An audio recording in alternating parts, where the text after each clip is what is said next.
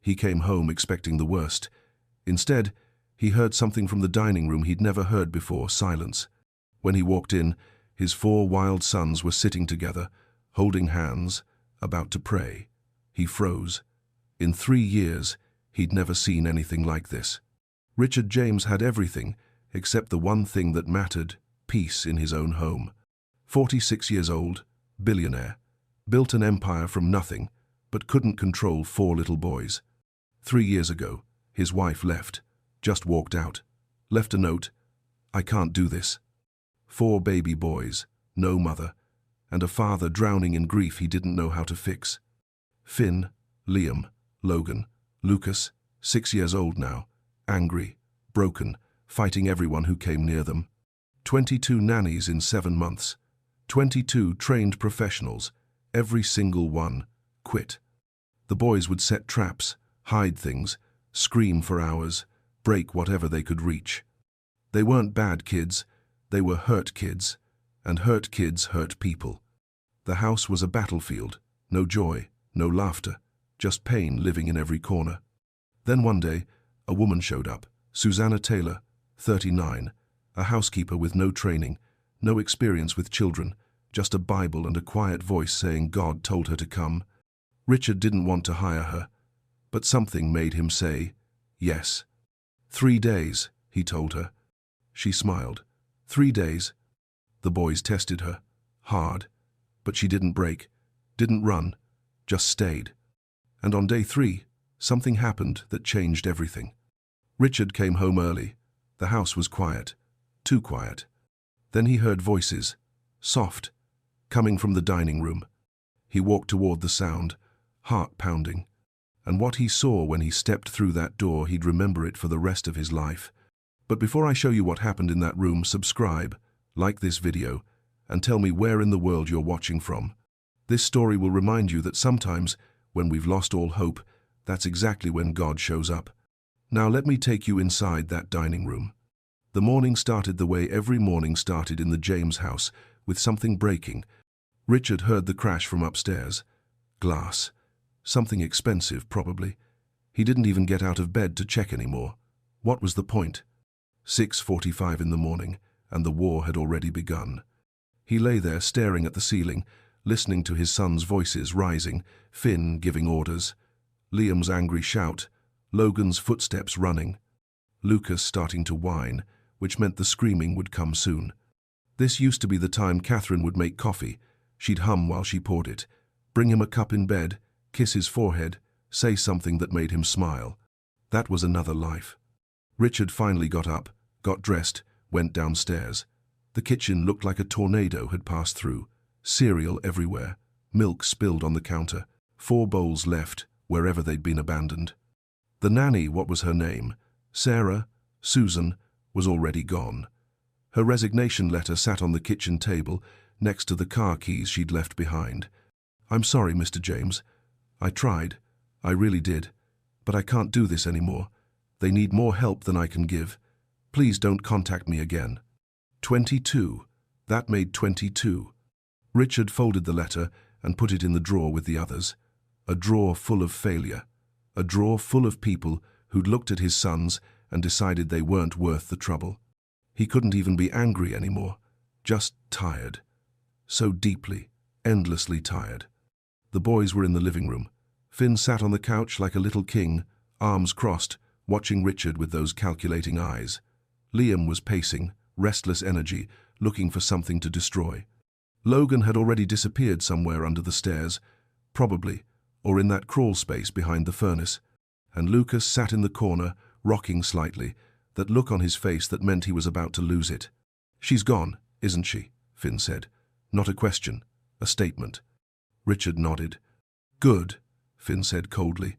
"She was mean anyway." "She wasn't mean, Finn. You put a frog in her bed." "It was just a frog. It was still alive." Finn shrugged. No remorse, no guilt. Just that blank look that scared Richard more than the anger did. This was what his sons had become. 4 little boys who'd learned that if you hurt people first, they can't hurt you when they leave. Richard's phone buzzed. A meeting in an hour. Another conference call. Another day of pretending he had his life together while everything at home fell apart. He looked at his sons, really looked at them. Finn, 6 years old, with Catherine's eyes and a heart that had frozen shut. Liam, with Richard's temper and no one to teach him how to control it. Logan, who'd rather hide than be seen because being seen meant being left eventually. And Lucas, the baby, who cried because he didn't have words for the pain yet. They were so small, so broken, and he didn't know how to fix them. "I have to go to work," Richard said quietly. "You always have to go to work," Liam shot back. "I know. I'm sorry." Sorry doesn't do anything. Richard felt that one hit, because Liam was right. Sorry didn't bring their mother back. Sorry didn't make the house feel like a home. Sorry didn't teach 4 boys how to be loved.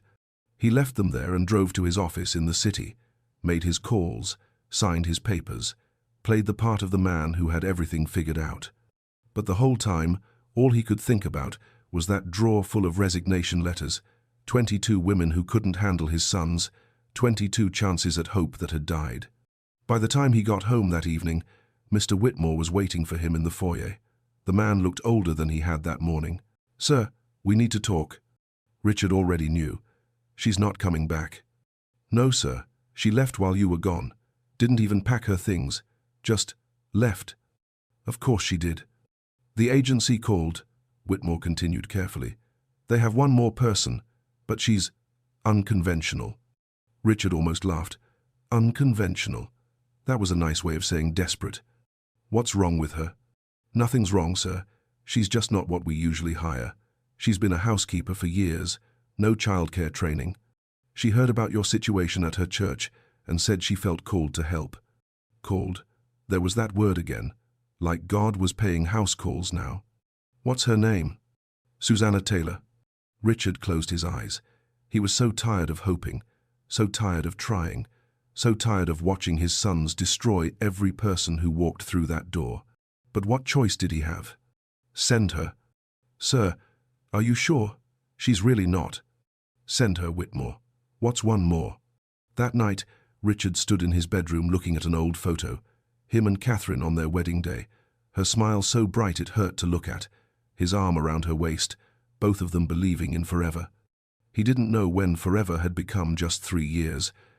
Downstairs, he could hear the boys still awake, still moving, still fighting whatever invisible enemy lived inside them. Tomorrow, another stranger would walk through that door, another person who would look at his sons and eventually decide they were too much. Richard set the photo down and got ready for bed. He didn't pray anymore, hadn't in a long time, but that night, staring at the dark ceiling, he whispered something that felt close. "Please, if anyone's listening, please. I don't know what else to do." Outside, the rain started falling again, and somewhere across town, a woman named Susanna was packing her bag, checking her Bible one more time, and getting ready to walk into a storm she'd been preparing for her whole life. Tuesday morning came grey and cold. Richard barely slept.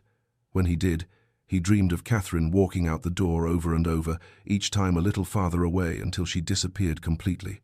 He got up before the boys, made coffee, stood at the kitchen window watching nothing. The agency had called last night to confirm. Susanna Taylor would arrive at 9. Richard checked his watch. 8:53. 7 minutes until another person walked in thinking they could save his family. 7 minutes until his sons proved them wrong. He heard footsteps behind him. Finn appeared in the doorway, already dressed, hair uncombed, eyes sharp. "Another one's coming today, isn't she?" Richard nodded. "What's this one's deal?" "She's different." "They're all different until they're the same." Finn walked past him and grabbed a juice box from the fridge. "How long you think this one lasts?" "I give her 2 days." "Finn." "I'm just being honest, Dad. Nobody stays." And before Richard could respond, Finn walked out. The doorbell rang at exactly 9 o'clock. Richard opened the door expecting he didn't even know what anymore. Maybe someone desperate enough to take the job. Maybe someone too naive to know what they were walking into. But the woman standing there wasn't what he expected. She was tall, black, maybe late 30s. Simple clothes, a white blouse and dark pants, both pressed carefully but worn soft from years of use. She carried one bag, one small, beat-up duffel. and a Bible that looked like it had been read so many times, the cover was coming loose. But it was her face that stopped him.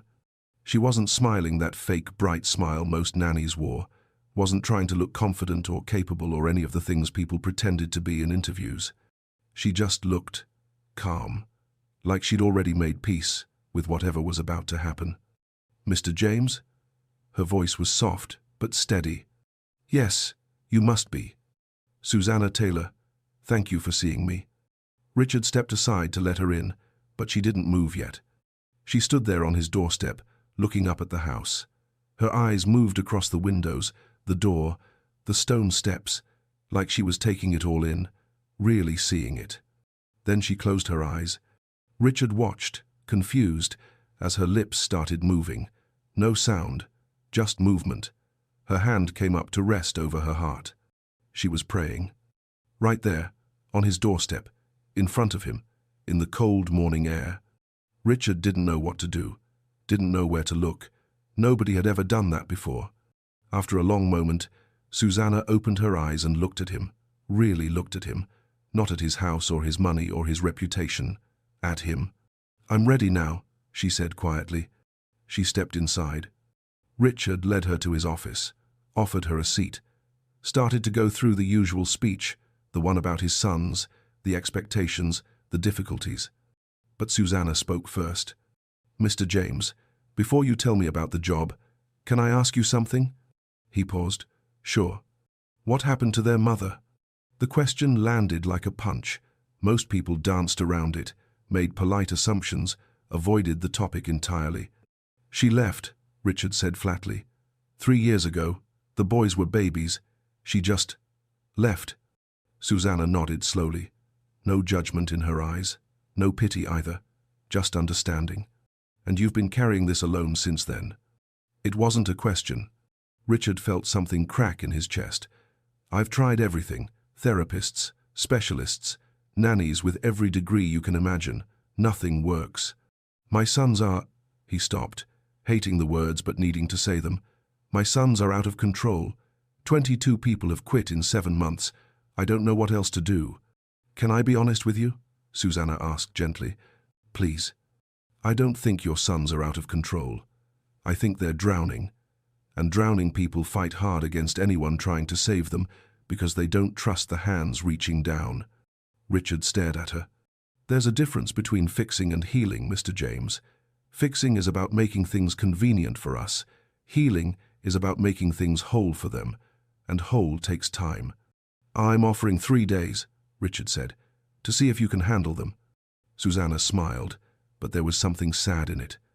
"I don't need 3 days to know whether I can handle them. I need 3 days to start earning their trust. There's a difference." Before Richard could respond, a crash came from upstairs. Loud, deliberate. Then Liam's voice. "Finn." Logan took my... Another crash. Lucas started screaming. Richard closed his eyes. "That's them." "I know," Susanna said. She stood up, smoothed her blouse, picked up her Bible. "Should we go meet them? You don't want to run away first?" She looked at him with those steady eyes. "Mr. James, I didn't come here to run. I came here to stay." And something about the way she said it made Richard actually believe her. They walked toward the noise together, toward the chaos, toward 4 boys who'd spent 3 years learning that everyone leaves. Susanna walked like she was heading towards something holy instead of something broken. And Richard, for the first time in a long time, felt something he'd almost forgotten. Hope. The playroom looked like a bomb had gone off. Toys scattered everywhere, books torn, curtains pulled down, a lamp overturned, crayon marks on the walls, spelling words Richard didn't want to read. And in the center of it all, 4 boys stood waiting. Finn in front, arms crossed, chin up, the general. Liam beside him, fists already clenched, the soldier. Logan half hidden behind an overturned chair, the ghost. Lucas at the back, taking that deep breath, the alarm. They'd done this 22 times before, stood in formation, showed the new person exactly what they were walking into, watched them try to hide their shock, watched them fail. Richard started to speak. "Boys, this is..." But Susanna walked past him. She stepped into the room slowly, Not afraid, not angry, just present. She looked at the destruction, at the torn books, at the words on the wall, at the 4 small faces staring back at her with eyes that dared her to judge them. And then she smiled. Not a fake smile, not a nervous one, a real smile, warm, like she'd just walked into something beautiful instead of something broken. Finn's eyes narrowed. "What are you smiling at?" "At you for," Susanna said simply. "We're not cute," Liam snapped. "We're horrible. Everyone says so." Susanna tilted her head slightly. Then everyone must not be looking very closely. Lucas's breath hitched, the one he'd been holding for the scream, but Susanna did something then that stopped him. She knelt down. Right there on the messy floor, got down on her knees so she was at their level, eye to eye, equal. She looked at Finn first, really looked, like she could see past the crossed arms and the hard face to the scared boy underneath. Then Liam, past the anger. Then Logan, past the hiding. Then Lucas, past the scream he was holding in. "You are not too much," she said quietly. "You are not too broken, and you are not unlovable." The words hung in the air. Finn's arms dropped just a little. "You don't know us." "Not yet," Susanna agreed, "but I'd like to." Lucas opened his mouth. The scream was coming. Richard could see it. 6 hours of screaming. That's what happened when someone said something the boys didn't want to hear. But before the sound could come out, Susanna started humming. Low, gentle, an old song, the kind grandmothers sing, the kind that sounds like safety. She stood up slowly, still humming, and began picking up toys, one at a time. No rush, no urgency, just steady movement, and that soft, unafraid sound. Lucas's mouth stayed open, but no scream came. The boys stared. Nobody had ever hummed before. Susanna picked up a stuffed bear, set it gently on the shelf, picked up some blocks, stacked them carefully. "I think this room is messy," she said softly, still humming between words, "because your hearts are messy, and that's okay. Messy hearts just need time and love to get clean again." Liam's fists unclenched, just slightly. Logan took one step out from behind the chair. Finn stood frozen, watching her with something dangerous in his eyes, something that looked like hope trying to survive. Susanna kept picking up toys, kept humming, like she had all the time in the world, like she wasn't afraid of them, like she wasn't planning to leave. After a long moment, Lucas walked over to her, reached out with one small hand and touched the hem of her shirt, testing, seeing if she was real. Susanna looked down at him and smiled. "Hi, sweetheart." Lucas didn't answer, just held onto her shirt like it was an anchor. From the doorway, Richard watched something he'd never seen before. His sons were listening. Susanna turned to face all 4 of them. "We start fresh tomorrow," she said gently. "Tonight, you sleep in clean rooms. I'll help you tidy up if you want." "You'll help us?" Logan's voice was so quiet Richard almost missed it. "Of course," Susanna said. "That's what family does." "You're not family," Finn said, but his voice had lost its edge. "Not yet," Susanna said, "but maybe we will be." And then something impossible happened. The boys started picking up toys. Not because they were told to, not because they were afraid of punishment, just because someone had offered to help them instead of commanding them to do it alone. Richard leaned against the doorframe, his throat tight. 22 people had tried to control his sons. This woman was the first one who'd tried to understand them. That night, after the boys were in bed, Richard found Susanna in the small room they'd prepared for her. She was kneeling beside the bed, Bible open, lips moving in silent prayer. He started to back away, but she looked up. "They're good boys, Mr. James," she said softly. "They're just scared." "Scared of what?" "Loving someone who'll leave." Richard felt those words hit deep. "That's what I'm afraid of too." Susanna nodded. "I know, but fear doesn't heal anything. Only love does." She closed her Bible and looked at him with those calm eyes. "Get some rest, Mr. James. Tomorrow's a new day." Richard went to bed that night with something unfamiliar, stirring in his chest. Something that felt dangerously close to peace. Day 1 started before sunrise. Richard woke to a sound he hadn't heard in years, someone moving in the kitchen. Quiet, careful, not trying to wake anyone. He came downstairs and found Susanna at the stove, still in her simple clothes from yesterday, hair pulled back, humming that same soft song. She was making breakfast, not the fancy meals the chef used to prepare, just scrambled eggs, toast, simple things that smelled like home. "You're up early," Richard said. Susanna turned, smiled. "Old habit. My grandmother used to say, the morning is when you set the tone for the whole day." Richard watched her work. Steady hands, no wasted movement. She wasn't trying to impress anyone, just making food with care. One by one, the boys appeared. Finn first, suspicious, watching from the doorway. Then Liam, drawn by the smell. Logan peeked around the corner.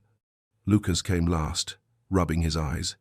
Susanna didn't make a big deal of it, just kept humming, kept cooking, set 4 plates at the table like it was the most natural thing in the world. "Would you like to sit with me?" she asked. Not a command, an invitation. The boys looked at each other. This was a test too, just a different kind. Finn sat first. The others followed. Susanna placed food in front of each of them. Not fancy, not perfect, just warm and made with attention. They ate in silence for a while, watching her, waiting for her to change, to get angry, to show them who she really was. But she just ate her toast and smiled when Lucas dropped his fork. "Why are you being nice?" Finn finally asked. "You're just going to leave anyway." Susanna set down her coffee, looked him straight in the eyes. "I'm nice because that's who I am, and I'm not leaving today." "What about tomorrow?" "I'll be here tomorrow too." "You can't promise that," Finn said. "Nobody can." "You're right," Susanna said quietly. "I can't promise forever. I can only promise today, but I've never broken a promise yet." Liam stared at his plate. "Our mum promised too." The words hung there, heavy and painful. Susanna reached across the table, didn't touch him, just reached. "I'm not your mum, Liam. I'm just someone who showed up, and I'm choosing to stay, one day at a time." Something shifted in the room, small but real. The rest of the day, Richard watched from a distance. He watched Susanna straighten a family photo that had been knocked crooked. Watched her redirect Liam when he started to throw something. "Can you help me carry this instead?" Watched her sit outside Logan's hiding spot, waiting patiently until he came out on his own. Watched her let Lucas cry without trying to fix it, then offer him water when he was done. She didn't control them, she just met them where they were. That night, Richard sat in his office reviewing security footage, rewinding, watching her patience frame by frame. Who was this woman? Day 2 started differently. Richard left early for meetings. When he came back that afternoon, Mr. Whitmore met him at the door with an odd expression. "Sir, the boys, they did something." Richard's stomach dropped. What did they do? They tested her, set traps all over the house, water, toys on the stairs, the whole thing. And? Whitmore shook his head slowly, almost smiling. "You should see for yourself." Richard found Susanna in the hallway, soaking wet, her shirt dripping, hair plastered to her face. His heart sank. She was leaving. Of course she was leaving. But then she laughed. Clear, warm, real laughter. "Well," she said, wringing out her sleeve, "I guess it's raining indoors today." The boys stood frozen at the end of the hall, staring. They dumped a whole bucket of water on her head and she was laughing? Susanna walked forward, her feet landing on the toy cars they'd scattered, but instead of falling, she stepped carefully, gracefully, like she was dancing. She picked up the fake spider they'd hung, held it gently in her palm. "You know," she said softly, "even the things we're afraid of are usually just afraid themselves." She set the spider on a shelf, right next to a family photo. The boys didn't know what to do. Nobody had ever responded like this. That evening, after dinner, Richard heard small footsteps outside Susanna's door. He watched from the stairs as all 4 boys stood there, holding the empty bucket, the weapon they'd used against her. They were returning it. Finn knocked quietly. Susanna opened the door, saw them standing there, saw the bucket. "Thank you for trusting me with your test," she said gently. "Did I pass?" Finn looked at his brothers, then back at her. "You're still here. I told you I would be." Lucas reached out and took her hand, just held it. And Susanna, this woman who'd been drenched and tested and pushed, just smiled and squeezed back. Richard went to bed that night with a question burning in his mind. How long could she keep this up? How long before his sons broke her, like they'd broken everyone else? But somewhere deeper, underneath the fear, another question whispered, what if she doesn't break? Day 3. Richard had a presentation downtown. Important clients, millions on the line. But he couldn't focus. He sat in the back of the car, checking his phone. No calls from home, no emergencies. That should have been good news. But it made him nervous. 3 days. She'd lasted 3 days. That was longer than most. But the real test always came when they thought they'd won. When they relaxed. That's when his sons struck hardest. He made it through the morning, shook hands, signed papers, smiled at people who thought he had his life together. But by noon, he couldn't take it anymore. I need to go home, he told his driver. The whole drive back, his hands wouldn't stop shaking. He pulled into the driveway. The house looked quiet, too quiet. Richard's heart pounded as he opened the front door. Silence. Not the silence of destruction, not the silence of hiding, just silence. Then he heard something, voices, soft, coming from the dining room. He walked slowly down the hall, each step careful, like he was afraid of what he'd find. When he reached the doorway, he stopped, and what he saw broke something open inside him. His 4 sons were sitting at the dining room table, not fighting, not screaming, not destroying, just sitting. Susanna stood at the head of the table. She'd made lunch, simple food, sandwiches, soup, but the table was set carefully, napkins folded, glasses filled with water, and all 4 boys had their heads bowed, hands folded in their laps. Susanna's voice was gentle, clear.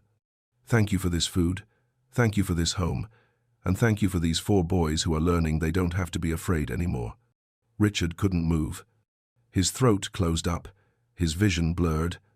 In 3 years, he'd never seen this, never seen his sons sit peacefully, never seen them bow their heads, never seen them look like Isafi, like a family. Tears started streaming down his face and he couldn't stop them. Susanna continued, her voice steady and warm. Thank you, that broken things can be made whole, that angry hearts can learn to be soft, that children who've been hurt can learn to trust again. Lucas lifted his head slightly and saw Richard standing there. Dad? His voice was small, concerned.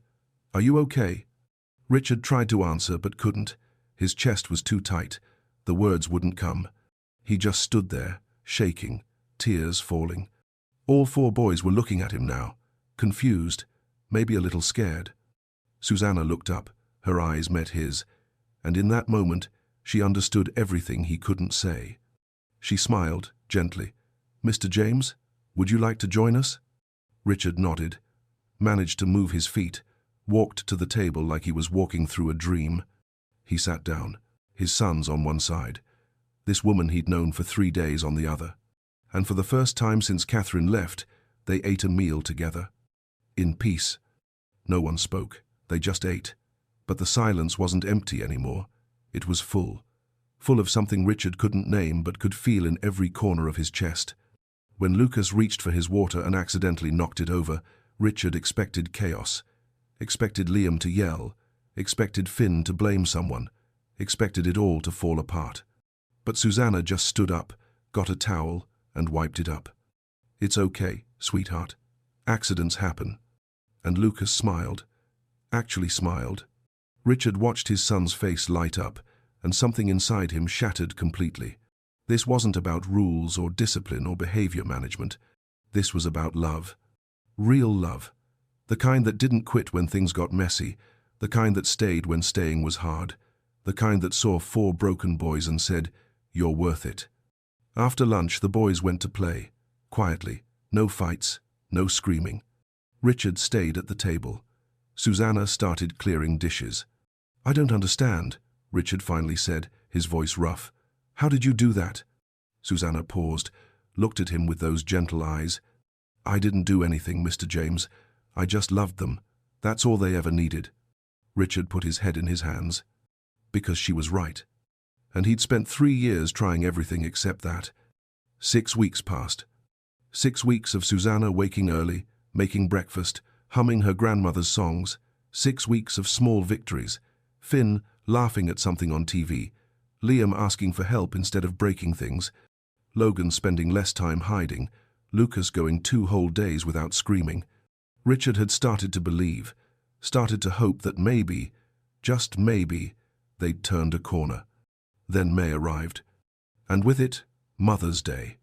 Ads everywhere, stores full of cards and flowers, TV commercials showing happy families, mothers hugging children, children making breakfast in bed. Richard saw the shift immediately. Finn went quiet, stopped talking, just watched everything with hard eyes. Liam started breaking things again, small things, a cup, a toy, testing. Logan disappeared more, spent hours in places no one could reach him. Lucas's screaming came back, not as long, but sharp, painful. Richard tried to talk to Susanna about it. "They're regressing," he said, frustrated. "Everything we built is falling apart." Susanna was folding laundry. She paused, looked at him with patient eyes. "They're not regressing, Mr. James. They're remembering. There's a difference." "Remembering what? They don't even remember her. They were babies when she left. They remember what it feels like to have someone missing. That's a different kind of memory. It lives in the body, not the mind." Richard didn't understand, but he trusted her. Mother's Day morning came. Richard woke to silence, the bad kind, the kind that meant something was wrong. He got up, walked down the hall toward Susanna's room. The door was open, and inside was destruction.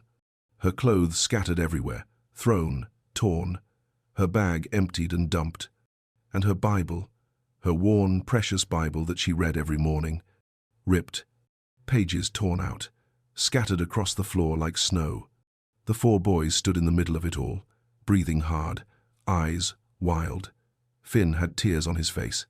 Liam's fists were bleeding from hitting the wall. Logan was shaking. Lucas was screaming, but this scream was different. This one was grief. "You'll leave," Finn was shouting at Susanna. "Just like she did. Everyone leaves." "We're bad," Liam yelled. "That's why she left. That's why everyone leaves." Richard moved forward to stop them, to protect Susanna, to punish his sons for this. But Susanna held up her hand, stopped him without a word. And then she did something that made Richard's heart stop.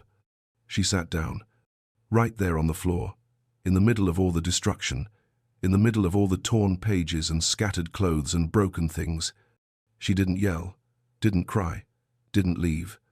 She just sat. And then she started weeping with them. Not angry tears, sad tears, the kind that come from somewhere deep. "You're right," she said softly. "You're right to be angry. You're right not to trust." The boys froze. "Your mama leaving wasn't about you being bad," Susanna said, her voice breaking. "Sometimes grown-ups break, and when they break, children pay the price. But that wasn't your fault." Finn's legs gave out. He sank to the floor. "Then why did she go?" His voice was so small, so broken. "Why didn't she want us?" Susanna reached for him, pulled him close. "I don't know, baby. I don't know. But her leaving says everything about her pain and nothing about your worth." Lucas crawled into her lap, still crying. Then Logan came and sat beside her. Then Liam, his bleeding fists shaking, collapsed against her shoulder. All 4 boys, crying, finally, really crying. Not screaming, not raging, just crying like children who'd been holding it in for too long. Susanna held them, all of them, her arms around as many as she could reach. "I'm not leaving," she whispered. "Not today, not tomorrow, not ever. You hear me? Not ever." Richard stood in the doorway watching. He wanted to fix this, wanted to make it better, wanted to take their pain away. But he couldn't. Only she could, because she wasn't trying to fix them. She was just willing to sit in the pain with them until they were ready to stand up again. They stayed like that for a long time, Susanna and 4 boys on the floor, surrounded by torn pages and scattered things. Finally, Finn spoke. "We destroyed your Bible." "I know. Are you mad?" "No, sweetheart. I'm sad, but not at you." "We can't fix it," Logan whispered. Susanna smiled through her tears. Maybe we're not supposed to fix it. Maybe we're just supposed to pick up the pieces together and see what we can make from what's left. That afternoon, the boys helped clean up, carefully, quietly.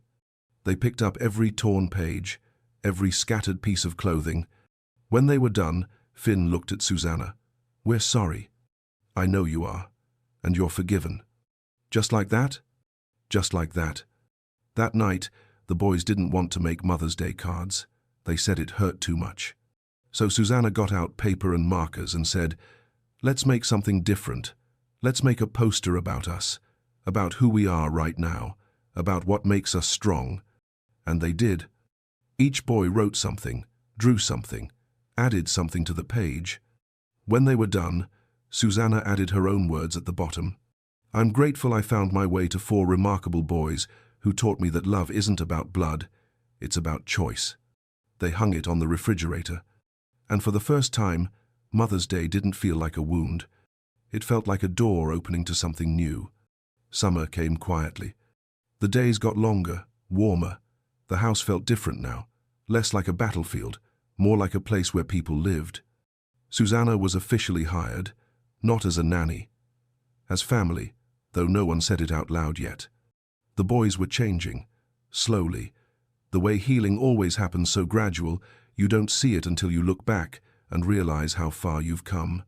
Finn smiled more, still cautious, still the leader, but softer now. Liam's anger came less often. When it did, he'd find Susanna and she'd sit with him until it passed. Logan spent more time out of hiding, started talking more. His voice was quiet, but it was there.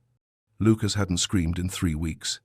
Richard watched it all happen from the edges, grateful, amazed, but also lonely, because he could see something forming that he wasn't part of, a connection between Susanna and his sons that he didn't know how to enter. Late one night, after the boys were asleep, Richard found himself sitting in the kitchen, just sitting, staring at nothing. Susanna came in for water, saw him there. "Can't sleep?" she asked gently. "Never can, anymore." She poured 2 glasses, sat down across from him. The house was quiet around them. "They're doing better," Richard said, "because of you. They're doing better because they're ready to heal. I'm just here. It's more than that." Susanna was quiet for a moment, then she spoke softly. "Can I ask you something, Mr. James?" "Richard, please, just Richard." "Richard," she smiled slightly, "why do you stand so far away?" The question hit him hard. "What do you mean?" "With your sons, you watch them, you provide for them, but you stand at a distance, like you're afraid to get too close." Richard felt his throat tighten. "I don't know how to reach them the way you do." "You don't have to reach them my way. You just have to reach them." He looked down at his hands. "Every time I try, I see Catherine leaving. I see how much I failed, how I couldn't keep their mother here, couldn't give them a whole family. And I think, maybe they're better off without me trying." That's fear talking, not truth. Richard's eyes burned. "How do you do it? How do you love them so completely when you know what it's like to lose?" Susanna went very still. The silence stretched between them. Finally, she spoke, her voice barely above a whisper. 15 years ago, I had a daughter." Richard looked up. Her name was Joy. Susanna's eyes glistened. "She was 7 years old, the light of my entire world. And then she got sick. Leukemia. We fought it for 2 years. I sat by her bed every single night, prayed every prayer I knew, begged God to save her." A tear slid down her cheek. "She died on a Tuesday morning, holding my hand, and when she was gone, I didn't want to live anymore." Richard's chest ached. "I lost my job, lost my apartment, tried 3 times to end it. My sister found me the last time, got me help, took me to a little church where an old woman told me that sometimes God keeps us alive not for what we had, but for what we're meant to give." Susanna wiped her eyes. "I started cleaning houses, barely surviving, just moving through days. Then one Sunday, someone at church mentioned a family, a man with 4 sons. Everyone said those boys were impossible, broken beyond help." She looked at Richard, and something in me woke up, because I knew what it felt like to be called impossible, to be looked at like you're too damaged to save. And I thought, maybe God didn't save my joy so I could save myself. Maybe he kept me alive so I could help save yours. Richard couldn't speak, couldn't breathe. I didn't come here despite my grief, Susanna said softly. I came here because of it, because I understand what it means to lose everything and still have to choose whether love is worth the risk. Richard's tears fell freely now. Does it get easier, the pain? No, Susanna said honestly. You just get stronger at carrying it, and sometimes, if you're blessed, you find people worth carrying it for. They sat in that kitchen, two broken people who'd lost so much, understanding each other in the quiet. Thank you, Richard whispered, for coming, for staying, for loving them when I didn't know how. You do know how, Susanna said gently. You're just afraid. But fear and love can't live in the same house forever. Eventually, you have to choose. Upstairs, Finn lay awake. He'd heard everything. And for the first time, he understood. They weren't broken. They were all just learning how to heal together. 6 months. Half a year since Susanna walked through that door. The house was different now. You could feel it the moment you stepped inside. Laughter lived in the corners. Peace settled in the quiet moments. Hope hung in the air like morning light. The boys were different too. Finn still led, but now he led with kindness instead of strategy. He'd started reading to Lucas at bedtime. Liam's anger had softened into passion. He'd taken up building things instead of breaking them, wooden boxes, small toys, things he made with his hands and gave away with pride. Logan came out of hiding, started talking about his dreams, said he wanted to be a pilot someday, wanted to fly high but always come home. And Lucas. Sweet Lucas hadn't screamed in months. He sang now, hummed Susanna's grandmother's songs while he played. Richard watched it all and felt something growing in his chest, something terrifying and beautiful at the same time. He was falling in love with her, with the woman who'd saved his sons, who'd walked into their grief and stayed, who'd chosen them when she didn't have to. But he didn't know what to do about it. Late one evening, after the boys were in bed, Richard sat with Mr. Whitmore in the study. I need to ask her to stay, Richard said quietly, permanently, not as an employee, as family. Whitmore smiled slightly. Took you long enough to realize it, sir. But what if I ruin everything? What if she says no? What if the boys... The boys chose her months ago, Whitmore interrupted gently. You're the one who's been afraid to catch up. Richard ran his hands through his hair. I'm twice divorced in my head every day. Catherine leaving broke something in me. What if I'm not enough? What if... Sir, Whitmore's voice was firm but kind. That woman didn't come here for enough. She came here for real. And real is messy and scared and imperfect. But it's also true. And truth is what your family needs. Richard nodded slowly. Talk to your sons first, Whitmore suggested. They deserve to be part of this decision. The next morning, Richard made pancakes, burned them slightly, but he tried. He called the boys to the kitchen. All 4 of them sat down, curious. Boys, I need to talk to you about something important. Finn's eyes sharpened. About Susanna? Richard's heart jumped. How did you? Dad, we're not blind. Finn almost smiled. Richard took a breath. I want to ask her to stay, forever, not as someone who works here, as part of our family. But I need to know how you feel about that first. Silence. Then Liam spoke. Like marry her? If she'd say yes, but only if you 4 are okay with it. Logan looked at his brothers. Can we talk? Just us? Richard nodded, watched his 4 sons huddle in the corner, whispering. His heart pounded. Everything depended on this moment. After what felt like forever, they came back. Finn stood in front, the leader, but his eyes were soft. Dad, we already decided. Decided what? We're keeping her. Finn smiled, really smiled. We decided months ago. We were just waiting for you to figure it out. Richard's laugh came out half sob. Are you serious? She chose us, Lucas said quietly, even though she didn't have to. That makes her more our mum than the one who left. Richard's vision blurred. Liam stepped forward. She stayed through all our worst days. She sat on the floor with us when we were mean. She didn't leave when we broke her Bible. If that's not a mom, I don't know what is. Logan nodded. We want her to stay forever. We want to be a real family. Richard pulled all 4 boys into his arms, held them tight. Okay, he whispered. Okay, then let's do this right. Let's make sure she knows how much she means to all of us. The boys' faces lit up. Can we help plan it? Finn asked. I need you to help plan it. This is for all of us. They spent the afternoon scheming. The boys had ideas, good ones. Nothing fancy, Finn said. Susanna doesn't like fancy. The backyard, Liam suggested, where we planted the garden together. We cook her favorite dinner, Logan added. And I give her the flowers we grew, Lucas said softly, the ones we've been taking care of. Richard looked at his sons, these 4 boys who'd been so broken 6 months ago, now planning how to show love to the woman who'd taught them what love meant. When? Richard asked. Saturday, Finn said decisively. This Saturday, before we lose our nerve. They spent the week preparing, secretly. The boys could barely contain their excitement. Susanna noticed something was different but didn't push, just smiled and let them have their secrets.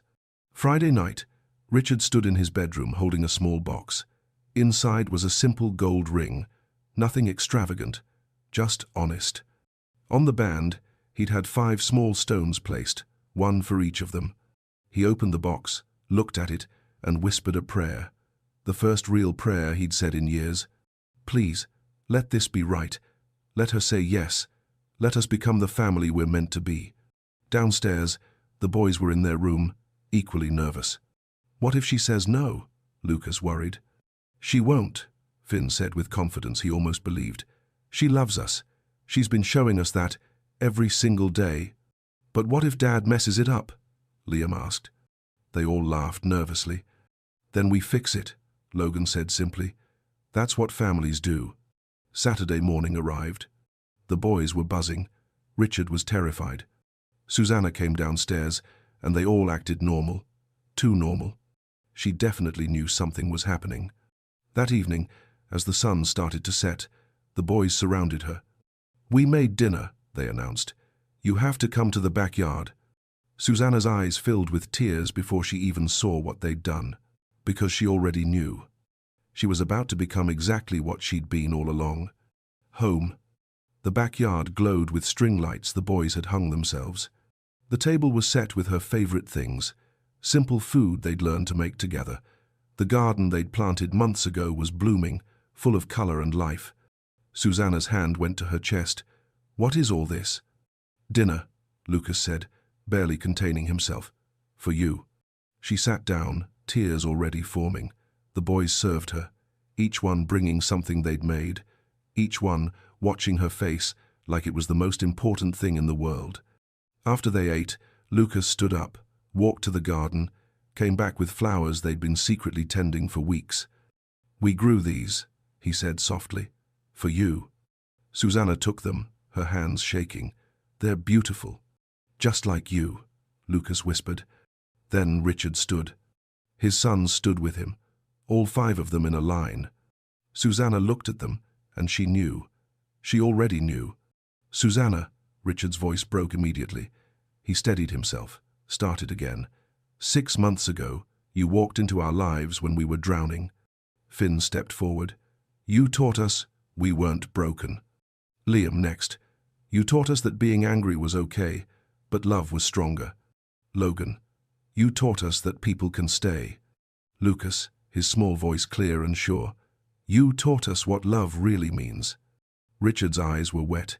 You taught me that second chances aren't something you find. They're something you build. One day at a time, one choice at a time. He knelt down. His sons knelt with him. All 5 of them, on their knees, looking up at her. Susanna Taylor, Richard's voice shook. Would you build a life with us? Not as someone who helps, but as family, as the person who makes us whole. He opened the box. The simple ring caught the light. 5 stones, 1 for each of them. Susanna covered her mouth, tears streaming. I came here to survive, she whispered. I was barely alive. And you 5, you taught me how to live again. Is that a yes? Lucas asked, hopeful. Susanna laughed through her tears, nodded. Yes, 1,000 times yes. The boys jumped up, wrapped around her. Richard slid the ring on her finger with shaking hands. And there, in that backyard garden, surrounded by flowers and light and love, they became what they'd always been meant to be. A family. 1 year later, the same backyard, a photographer setting up. "Okay, boys, let's get one good shot," the photographer said, smiling. The 4 boys stood together in matching shirts they'd actually picked out themselves. Susanna sat in front of them in a simple dress, glowing, Richard behind them, his hand on her shoulder. In Susanna's arms, a baby girl, 2 months old, dark hair, peaceful.